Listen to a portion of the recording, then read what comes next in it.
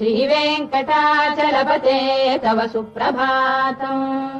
श्रीभूविनायक दयादिगुणामृताब्धे देवादिदेव जगदेक शरण्यमूर्ते श्रीमन्ननन्त गरुडादिभिरर्चिताग्रे श्रीवेङ्कटाचलपते तव सुप्रभातम्।